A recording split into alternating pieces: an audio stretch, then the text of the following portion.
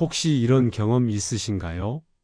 지하철에 앉아 있는데 옆자리에 있던 젊은 사람이 갑자기 일어나 다른 데로 가 버린 적, 또는 손주가 무릎에 앉아 있다가 금세 일어나 창문을 활짝 열어버린 적, 할머니 냄새 나요. 할아버지 방에 들어가면 답답해요. 이 한마디가 얼마나 큰 상처가 되는지 아십니까?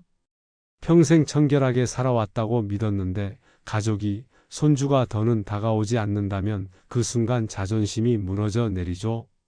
저는 노인의학을 전공하고 30년 넘게 어르신들을 진료해 온 의사 김현철입니다.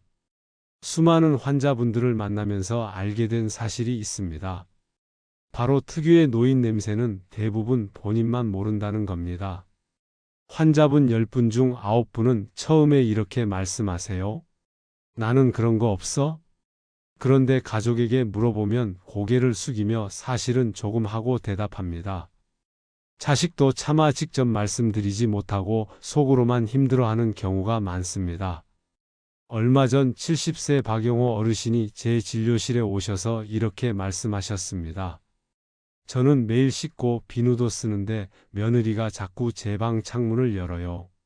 이제는 저도 알겠습니다. 아마 냄새 때문일 겁니다. 여러분, 이건 단순히 냄새 문제가 아닙니다. 관계의 문제이고 자존심의 문제이며 결국 삶의 행복과도 연결됩니다.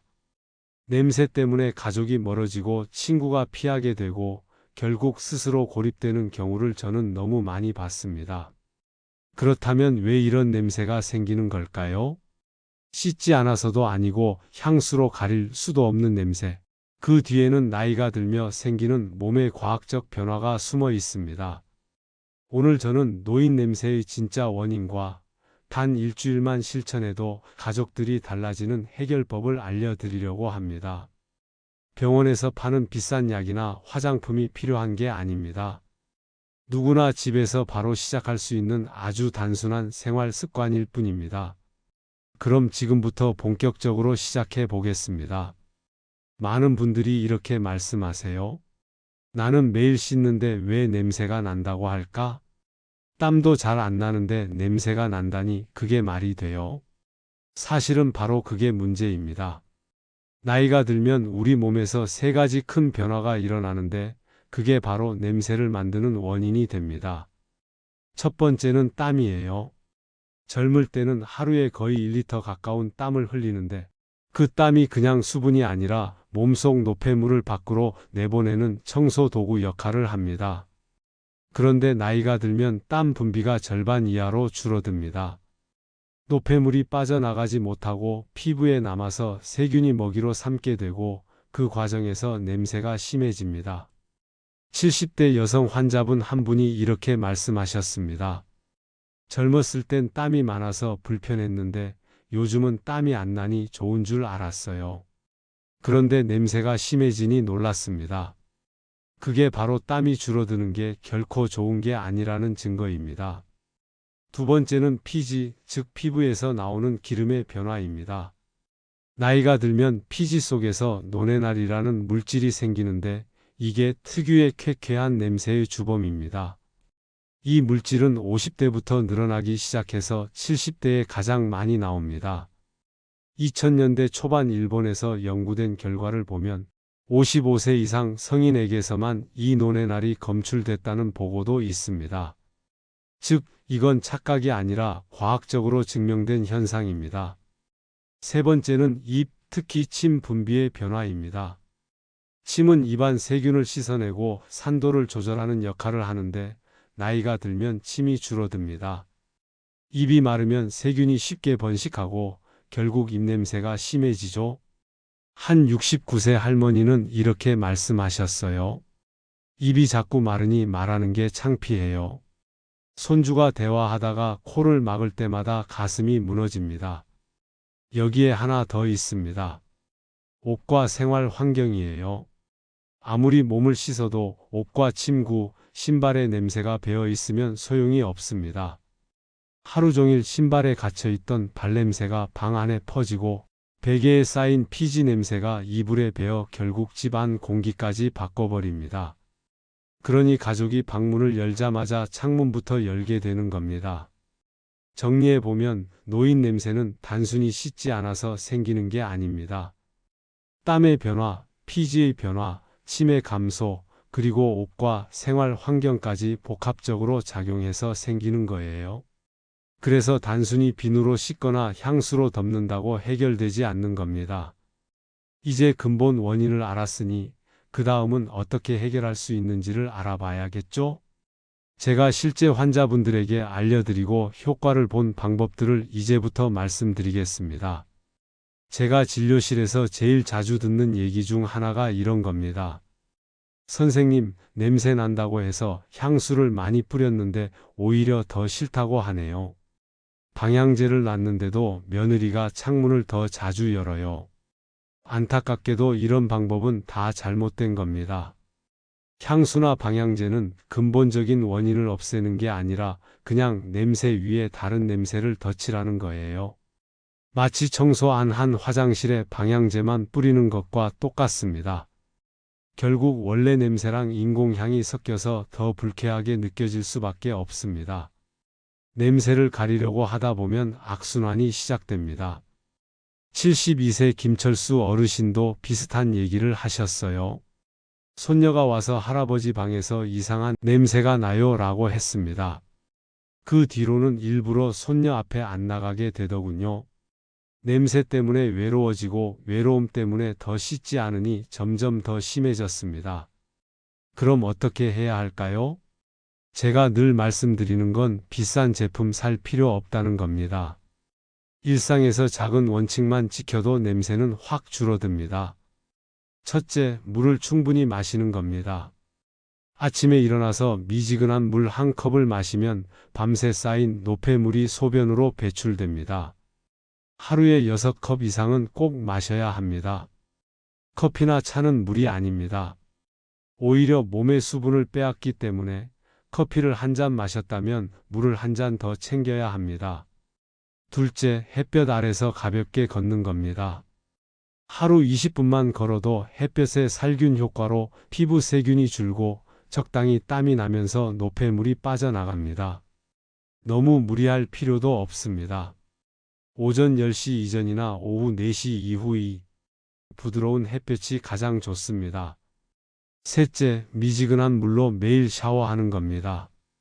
물이 너무 뜨거우면 피부 보호막이 손상돼 냄새가 더 심해질 수 있습니다. 38도에서 40도 정도의 물이 가장 적당합니다. 일주일에 한 번 정도는 탕에 몸을 담가서 땀구멍 깊숙이 쌓인 노폐물을 씻어내면 훨씬 좋아집니다. 68세 이정숙 할머니는 이렇게 말씀하셨어요. 매일 샤워하는 게 귀찮았는데 한 달 동안 물 6컵, 햇볕 산책, 미지근한 샤워를 실천했더니 손주가 다시 제 무릎에 앉더라고요.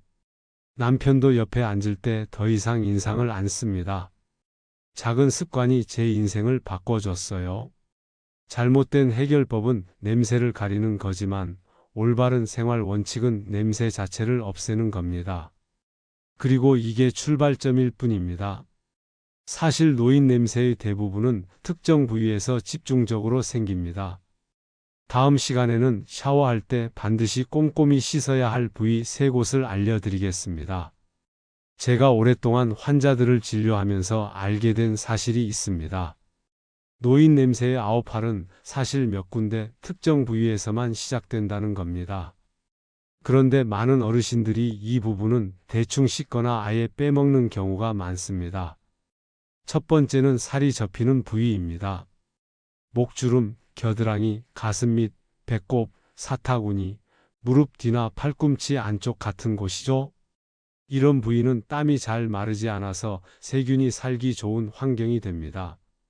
특히 귀 뒤나 뒷목은 거울로 잘 보이지 않다 보니 그냥 지나치는 경우가 많습니다.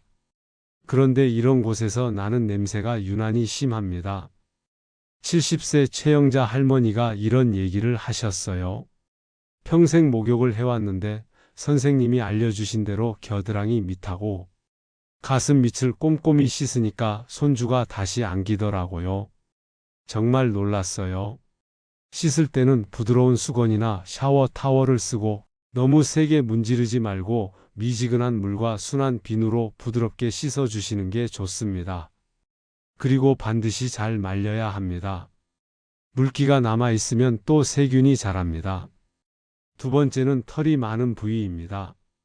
겨드랑이, 가슴, 그리고 무엇보다 머리 두피입니다. 머리카락 사이의 두피에는 피지와 노폐물이 쌓여서 특유의 쾌쾌한 냄새가 납니다. 그런데 머리 감을 때 그냥 물만 적시거나 샴푸 거품만 머리카락에 바르고 끝내는 경우가 많습니다. 머리를 감을 때는 손가락 끝으로 두피를 마사지하듯 꼼꼼히 문질러야 합니다. 남성분들은 가슴이나 배의 털도 거품을 충분히 내서 씻어주셔야 합니다. 72세 박영수 어르신은 이렇게 말씀하셨어요. 머리를 감을 때 두피까지 마사지하라는 선생님 말씀 듣고 그대로 했더니 머리에서 나던 냄새가 사라졌습니다. 이제 손주가 제 머리를 쓰다듬어 줍니다. 세 번째는 땀이 많이 나는 부위입니다. 대표적으로 발, 발가락 사이, 손바닥 등이죠. 특히 발은 하루 종일 신발에 갇혀 있어서 세균이 번식하기 가장 좋은 곳입니다. 발냄새는 집안 전체에 퍼지고 옷이나 이불에도 배기 쉽습니다. 씻을 때는 발가락 사이까지 꼼꼼히 닦고 샤워 후에는 완전히 말려야 합니다. 양말은 면으로 된 걸 신고 하루에 한 번 이상은 꼭 갈아 신어야 하고요. 신발도 번갈아 신어서 햇볕에 잘 말려야 냄새가 줄어듭니다. 68세 김영수 어르신도 이렇게 말씀하셨어요. 발가락 사이까지 꼼꼼히 씻고 말리기 시작했더니 며느리가 더 이상 방에 들어올 때 얼굴을 찡그리지 않더군요. 그리고 등이 또 문제입니다. 등은 혼자 씻기 어려운 부위라 그냥 대충 물만 흘리는 경우가 많습니다. 하지만 등에도 땀샘이 많기 때문에 냄새가 잘 납니다. 손잡이가 긴 브러시나 수건을 이용해서 등을 꼼꼼히 씻는 습관을 들이시면 좋습니다. 정리하자면 노인 냄새는 크게 세 군데에서 시작됩니다. 살이 접히는 곳, 털이 많은 곳, 땀이 많이 나는 곳. 이 세 군데만 제대로 씻어도 냄새의 절반 이상은 줄어듭니다. 그리고 샤워 후에는 보습제를 발라 피부가 너무 건조해지지 않게 하는 것도 중요합니다. 건조한 피부는 각질을 많이 만들고 그 각질이 또 다른 냄새 원인이 되기 때문입니다. 이제 씻는 법을 알아봤으니 다음은 먹는 것, 즉 식습관에 대해 이야기해 보겠습니다. 무엇을 먹느냐에 따라서도 냄새는 크게 달라집니다. 몸에서 나는 냄새는 단순히 씻는 걸로 끝나지 않습니다. 우리가 매일 먹는 음식이 결국 피와 땀으로 배어나오면서 냄새를 좌우하거든요.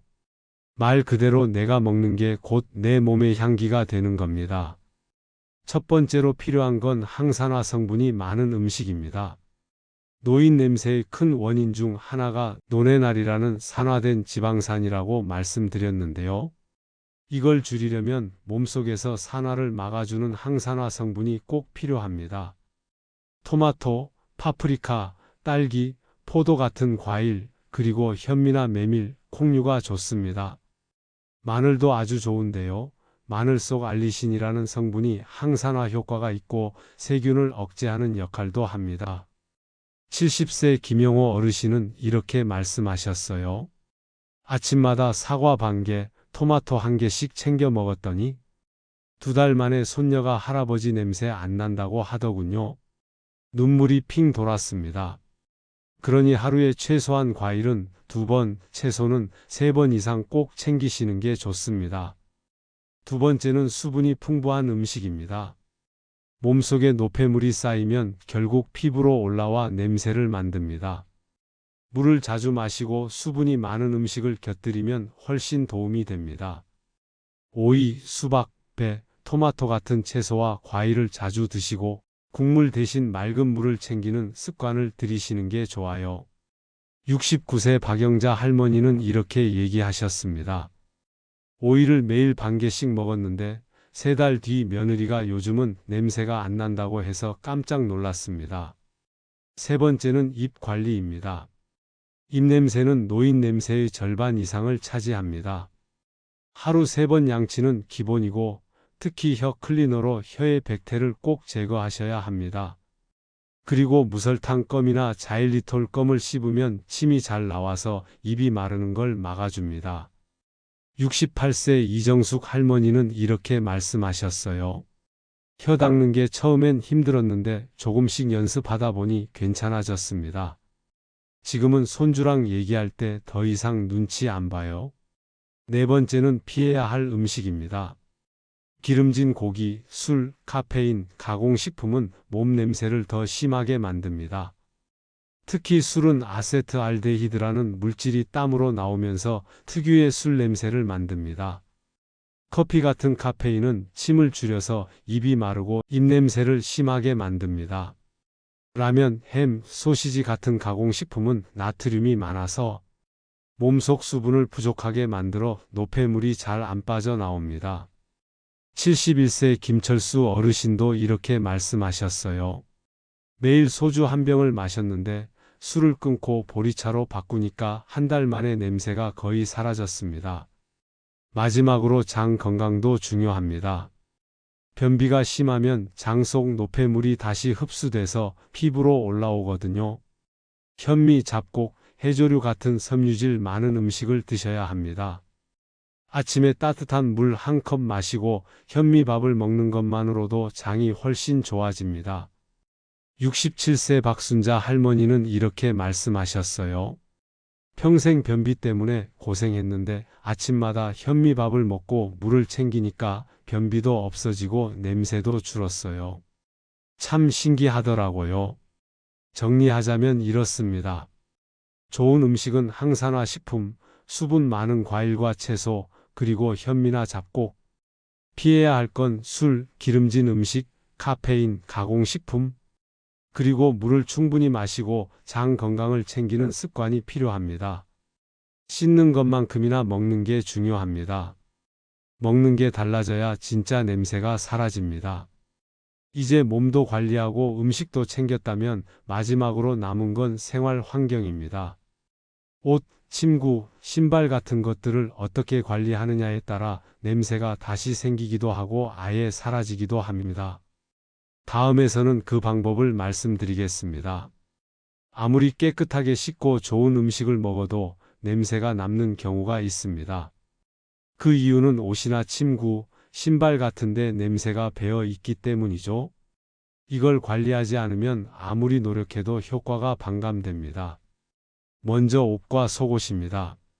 옷에는 하루 종일 흘린 땀과 피지, 각질이 다 묻어 있습니다. 특히 합성 섬유로 된 옷은 땀을 잘 흡수하지 못해 세균이 번식하기 좋습니다.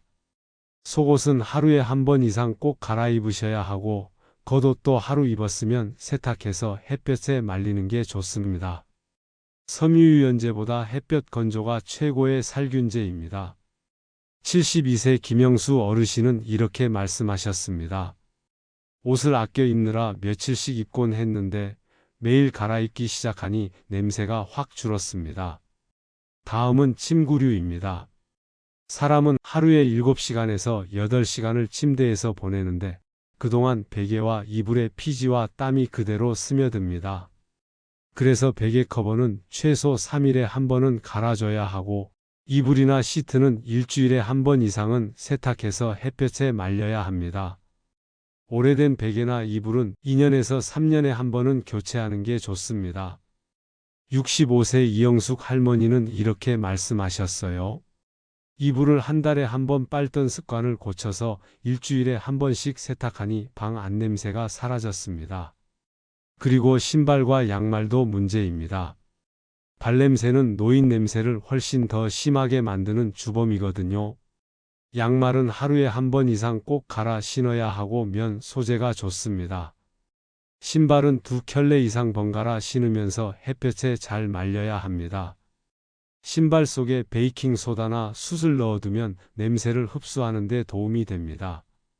69세 박용호 어르신은 이렇게 말씀하셨습니다. 평생 같은 신발만 신었는데 번갈아 신기 시작하니 발냄새가 줄고 며느리도 방에 들어올 때 더 이상 얼굴을 찡그리지 않더군요. 마지막으로 환기입니다. 냄새는 밀폐된 공간에서 더 강해집니다. 아무리 씻고 옷을 세탁해도 환기를 하지 않으면 집안 공기 속에 냄새가 남아 가족들이 불편해합니다. 하루에 아침 저녁으로 10분씩 창문을 열어주는 게 가장 좋습니다. 주방이나 화장실은 더 자주 환기해 주시면 좋습니다. 공기청정기도 좋지만 자연 환기만큼 효과적인 건 없습니다. 71세 최영수 어르신은 이렇게 말씀하셨어요. 추워서 창문을 잘 안 열었는데 하루 2번만 환기하니 집안 공기가 확 달라졌습니다. 정리하자면 옷과 속옷은 매일 교체하고 햇볕에 말려야 하고, 침구류는 주기적으로 세탁, 신발은 번갈아 신기, 집안은 매일 환기. 이 4가지만 지켜도 집안 전체에서 풍기던 특유의 냄새가 눈에 띄게 줄어듭니다.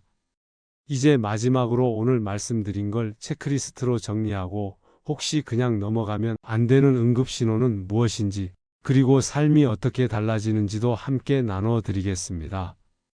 오늘 제가 말씀드린 내용이 많아서 헷갈리실 수도 있으실 텐데요.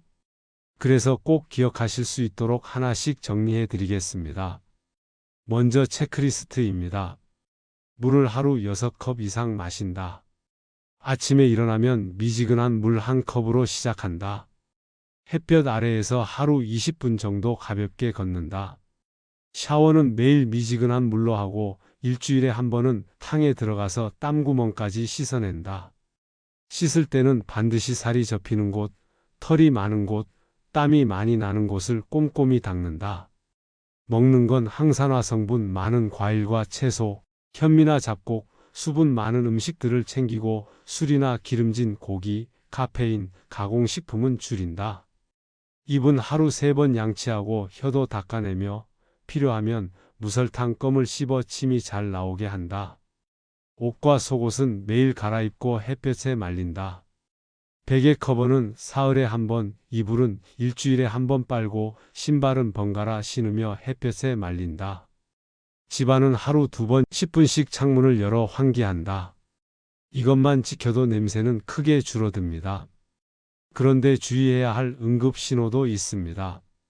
씻어도 곰팡이 같은 냄새가 심하게 난다. 입이 마르고 입냄새가 점점 심해진다. 소변 냄새나 몸에서 특이한 냄새가 난다. 가족이 예전보다 더 냄새가 심하다고 말한다. 이럴 때는 단순한 노인 냄새가 아니라 간이나 신장 또는 다른 질환 때문일 수 있으니 반드시 병원에서 진료를 받으셔야 합니다. 여러분, 노인 냄새는 숙명이 아닙니다. 조금만 신경 쓰면 일주일 안에도 가족들의 반응이 달라집니다. 손주가 다시 무릎에 앉고, 며느리가 더 이상 창문을 열지 않고, 친구가 다가와서 옆에 앉습니다. 이 작은 변화가 결국 여러분의 자존심을 지키고 자신감을 되찾게 하고 삶을 훨씬 더 행복하게 만들어줍니다. 저는 30년 동안 수많은 어르신들을 진료하면서 확신을 얻었습니다. 냄새는 나이가 들어서가 아니라 관리하지 않아서 생기는 겁니다. 지금부터라도 늦지 않았습니다. 여러분의 작은 실천이 인생 후반부를 더 향기롭고 당당하게 만들어줄 겁니다. 마지막으로 부탁드립니다. 이 이야기가 도움이 되셨다면 좋아요와 구독 꼭 눌러주시고 부모님이나 주변 어르신들께도 공유해 주세요. 여러분의 작은 행동이 누군가의 삶을 바꿀 수 있습니다.